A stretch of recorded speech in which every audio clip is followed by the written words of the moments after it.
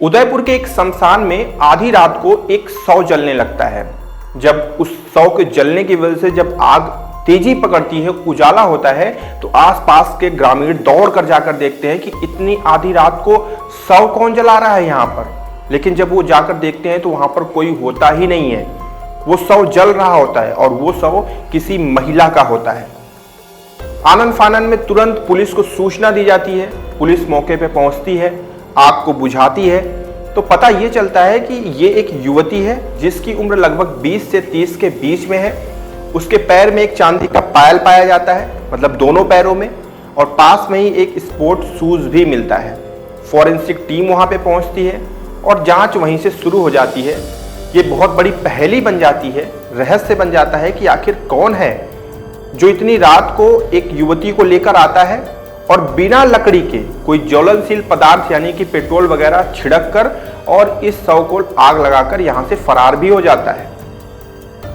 बड़ा ही दिल दहलाने देने वाली ये घटना है। चलिए इसकी शुरुआत करते हैं और शुरू से मैं आपको एक एक चीज बताता हूं क्योंकि इस चीज का खुलासा हो चुका है। नमस्कार, मेरा नाम है राहुल और आप देख रहे हैं 9PM विद JRD। होता कुछ यूं है कि जब ये शव बरामद किया जाता है और पोस्टमार्टम के लिए भेजा जाता है तो उसमें इस चीज का खुलासा होता है कि दरअसल इस युवती की उम्र लगभग 20 से 30 के करीब है। ये चीज स्पष्ट हो जाती है। साथ ही साथ ये चीज खुलासा होता है कि पहले इस युवती की हत्या की गई है, वो भी गला दबाकर। बहुत निर्ममता से इसे मारा गया है क्योंकि इससे साफ पता चल रहा था गला इतनी तेजी से दबाया गया है कि यहाँ पर अंगुली के निशान भी हैं, प्लस एक अंगुली जैसे लग रहा है धंस गई हो गर्दन में। तो ये चीज स्पष्ट हो जाती है कि पहले हत्या की गई, इसके बाद इसके शव को जलाया गया। पुलिस चारों तरफ के CCTV फुटेज खंगालना शुरू करती है तो उन्हें आसपास में एक कार घूमती हुई दिखती है, एक लग्जरी कार, एक क्रेटा आप जानते होंगे। क्रेटा घूम रही थी, उसका नंबर प्लेट दिख जाता है एक जगह और उस नंबर प्लेट के आधार पर उस क्रेटा के मालिक को पुलिस खोजती है। तो जो मालिक का नाम निकल कर आता है वो है विनोद, जिसकी उम्र लगभग 35 साल होती है। विनोद को पुलिस गिरफ्तार कर लेती है और इसके बाद उससे पूछताछ करती है।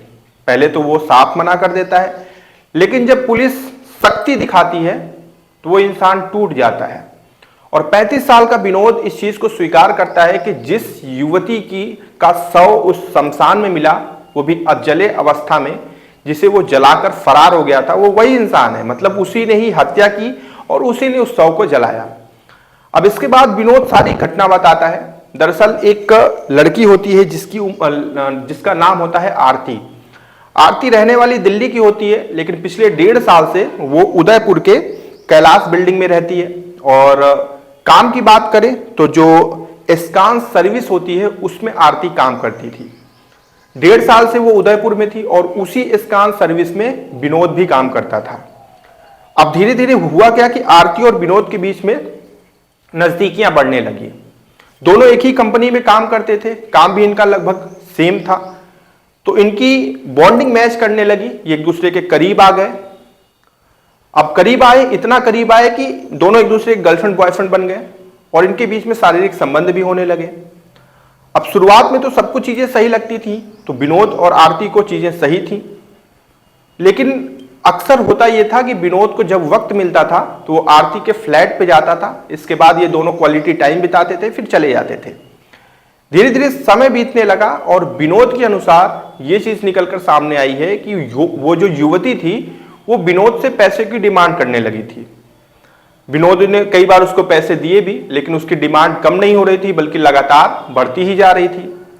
अब विनोद के दिमाग पे ये चीज हावी होने लगी कि अगर मैंने इस लड़की को अभी नहीं रोका तो आने वाले समय में ये मुझे बर्बाद भी कर सकती है, प्लस कभी मेरा पीछा नहीं छोड़ेगी। अब एक दिन की रात की घटना होती है और विनोद पहुंचता है उसके फ्लैट पे। अपने दिमाग में इस चीज को संगठित करके गया था, एक विचार लेकर गया था, एक टारगेट बनाकर गया था कि आज वो आरती को अपने रास्ते से ही हटा देगा, अपने जीवन से ही खत्म कर देगा और हमेशा के लिए चैप्टर क्लोज कर देगा। और वो पहुंचता है बिल्डिंग में और फ्लैट में जाता है, आरती के साथ थोड़ा वक्त बिताता है। इसके बाद आरती को इस चीज की कोई आशंका नहीं थी कि उसका बॉयफ्रेंड उसके साथ ऐसी हरकत कर सकता है, उसकी हत्या भी कर सकता है। उसे इस चीज की कोई आशंका नहीं थी। मौका पाकर विनोद आरती का गला दबा देता है। गला इतनी तेजी से दबाता है कि आरती को चीखने, चिल्लाने या फिर खुद का बचाव करने का कोई मौका नहीं मिल पाता और आरती अपना दम तोड़ देती है। इसके बाद विनोद पहले से ही सोच कर आया था कि उसे आगे क्या करना है। फिर आधी रात को उस आरती का शव लेकर अपनी कार में आता है, क्रेटा में, और उसमें उस शव को रखता है। फिर जाता है पास के ही एक शमशान में और वहां पर जाकर शव को निकालता है, उसके ऊपर पेट्रोल छिड़कता है, क्योंकि लकड़ी वगैरह ये सारी चीज की व्यवस्था करने का मतलब है कि वहां पर सबको पता चल जाएगा कि आप किसे जलाने आए हैं, क्योंकि आप ऐसे ही शमशान में किसी को नहीं जला सकते हैं। उसका सारा बैनामा, सारी लिखित चीजें होती हैं, तब जाकर आगे कार्यवाही बढ़ती है। अब उसने शमशान में शव को रखकर पेट्रोल छिड़का और उस पर आग लगाई और तुरंत वहां से फरार हो गया। अब जब ये आग तेजी पकड़ती है तो उजाला होता है, तो आसपास के लोगों को पता चलता है कि यार शमशान में तो कोई शव जल रहा है, कुछ जल रहा है वहां पे। तो लोग वहां पे दौड़ के पहुंचते हैं। फिर उन्हें पता चलता है कि एक महिला जल रही है। पुलिस आती है, फॉरेंसिक टीम आती है, फिर आगे की चीजें मैंने आपको बताई ही है। तो मतलब ये है कि विनोद ने अपने स्टेटमेंट में यही बोला है कि उसकी गर्लफ्रेंड ने उसके ऊपर दबाव बनाया था पैसे के लेकर, चीजों को लेकर, जिसकी वजह से वो मानसिक रूप से बहुत तनाव में रहता था और अपनी गर्लफ्रेंड से छुटकारा पाने के लिए उसने अपनी गर्लफ्रेंड की हत्या कर दी। अब ये चीज कितने हद तक सही है, जरा आप सोच कर देखिए कि गर्लफ्रेंड बॉयफ्रेंड क्या सिर्फ एक रिलेशन होता है? क्या इमोशंस का अटैचमेंट नहीं होता है?